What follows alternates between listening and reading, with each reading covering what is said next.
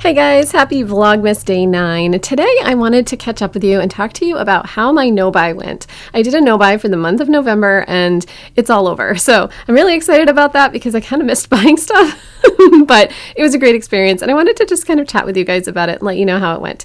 First though, I am wearing a new lip color today. I want to know what you guys think. I don't think I'm a lip color person, but I wanted to try it out. This one I got in an Ipsy bag and it's called Dew Tube. And it's in the color Petal, Hydrating Lip Gloss. I don't know, I am just, I'm just not someone who wears a lot of lip color. Anyway, I have some chores to do this morning, but first I just kind of wanted to catch you up on how that no-buy went. I think everybody should do a no-buy once in a while. I feel like it was a really great experience for me because it really allowed me to seriously think about whether I needed something or not. And I think that that's something that I can take with me through next year, you know, to kind of really think about my purchases before I make them.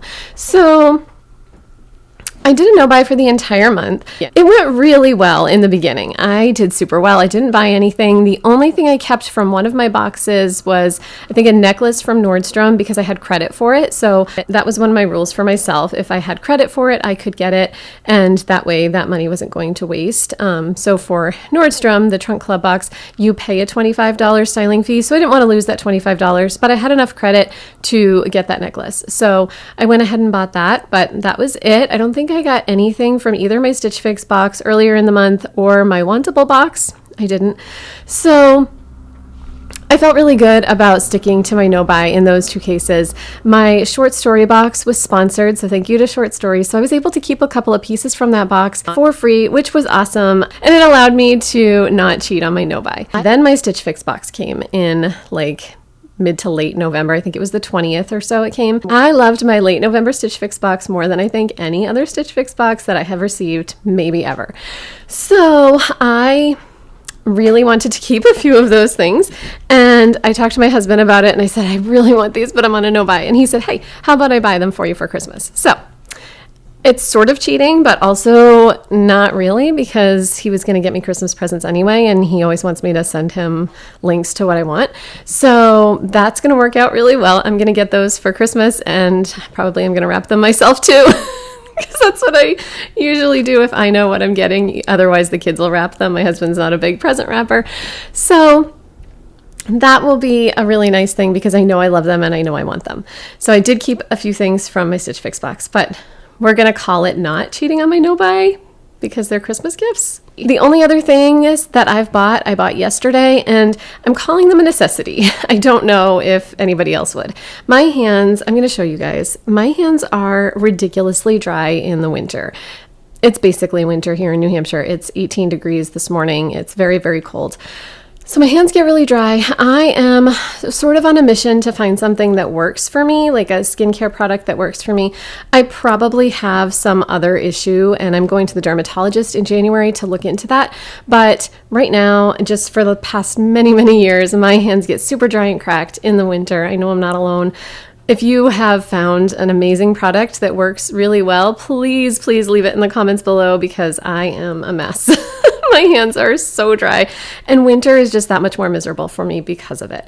So anyway, I have a coworker who is really into sort of natural products, and she mentioned to me that a combination that really works well is shea butter and jojoba oil. So I went on Amazon and ordered a couple of organic containers of both of those things yesterday. So I'm going to call that not cheating because it's a necessity. It's not really a necessity. I could have waited a couple of days until my no-buy was officially over, but I was already on Amazon ordering a couple of Christmas presents, so I went ahead. The other thing is, now that I've mentioned that, I did order a couple of Christmas presents, but that was in my rules. I could do it. I allowed myself Christmas presents because I need to get going on my buying.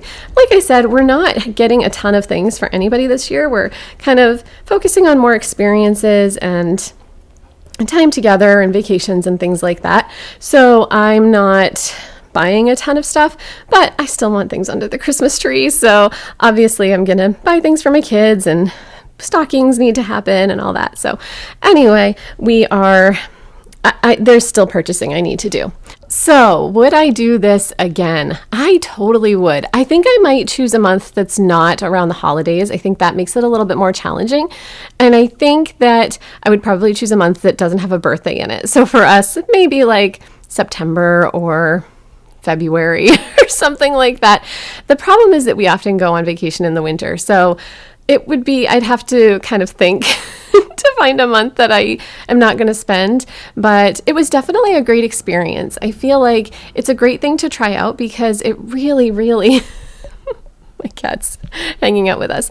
It really let me stop and think. I think as I've gotten these subscription boxes in the past, I've often thought, if I keep all 5 items, I'll get a discount. So I should keep all 5, even though they're not perfect pieces. And I really kind of, during this last month, took a look at my closet and thought, I don't need anything else. Do I kind of want to change my style a little bit? I do. I am super into like classic pieces right now. Pieces that I can wear for years and years. They're not going to go out of style. They're just going to always stay stylish because they have been stylish for the last many, many years.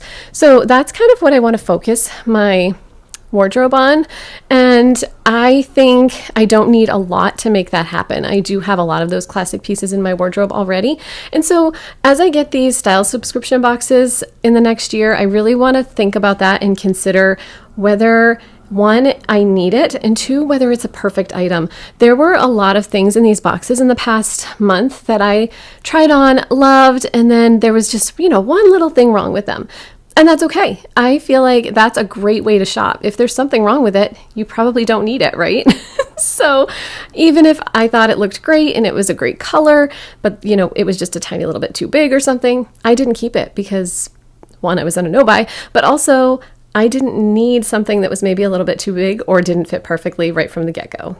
So yeah, that was my experience with my no-buy. I would call it a success. Maybe I could have been a little bit better and not given myself some cheats in there, but I think overall I did a really good job, and there were some expenses that we don't normally have because of Christmas, because of Thanksgiving, because of just holidays and parties and things like that. We had a cocktail party here and I bought alcohol that I wouldn't normally buy and snacks that wouldn't usually be part of my grocery budget.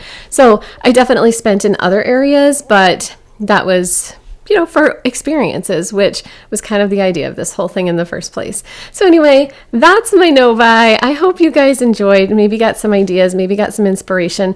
I want to know, I know several of you, when I talked about doing this no-buy, said you were going to do a similar thing or you would love to do it. So I want to know, if you did do a no-buy for the month of November, how did it go? How do you feel? Do you feel like it was successful for you? I would love to know. So anyway, guys, thanks for coming along with me for day 9 of Vlogmas. If you've gotten this far, congratulations. I don't know how this is going. I also thought to myself this morning, I don't know if I can make enough content for 24 days, I guess it'll be. So let me know what you think. Is there anything in particular that you would like to see that, I could manage to film and share with you guys? Anyway, thanks again, guys. I will see you in the next one. Bye.